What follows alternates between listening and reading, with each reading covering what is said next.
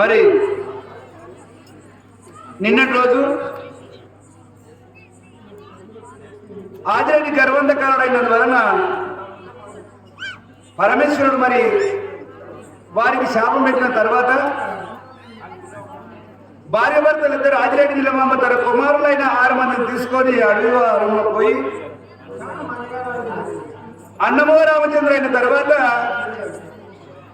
పరమేశ్వరుడు మరి తిరిగి మన జంగమ రూపంలో వచ్చి వారిని భిక్షకు అడిగినాడు.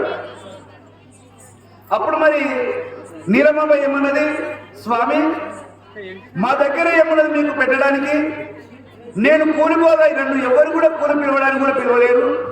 ఒక తల్లి ఒప్పుకొని తవుడు ముక్కలు పెట్టినది, ఆవిడని శుభ్రం చేసి నీకు పెడతానని చెప్పి మరి నీలమాంబ అన్నారు. అప్పుడు పరమేశ్వరుడు ఏమన్నాడు అంటే, చాలా సంతోషము, మీకు నేను ఒక వరమిస్తాను, ఒక ఫలమిస్తాను, మీరు దాన్ని తప్పక తినమని చెప్పి అన్నాడు.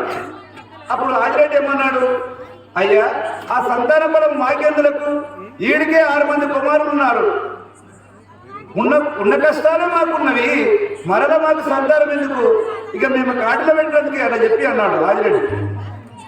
అప్పుడు మరి పరమేశ్వరుడు ఏమన్నాడు, మీకు కష్టాలు తొలగిపోయి యథావిధిగా మీరు మళ్ళీ తయారవుతారని చెప్పి మీ రాజ్య పరిపాలన చేసుకుంటారని చెప్పి మరి పరమేశ్వరుడు అన్నాడు. మీకు పుట్టబోవాడు మహాగుణవంతుడు, చక్కని కుమారుడు, మహాసద్గురుడు అని చెప్పి ఆ పరమేశ్వరుడు చెప్పినాడు.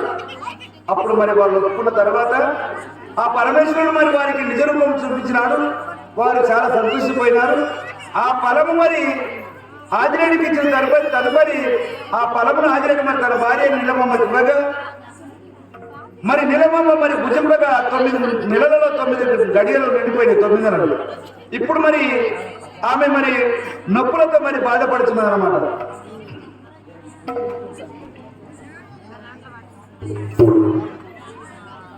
మరి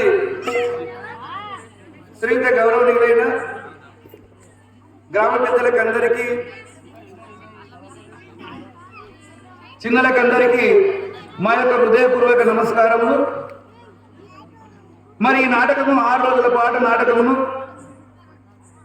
అందరూ మరి ఈ నాటకమును ప్రోత్సహించగలరని మా యొక్క మనవి.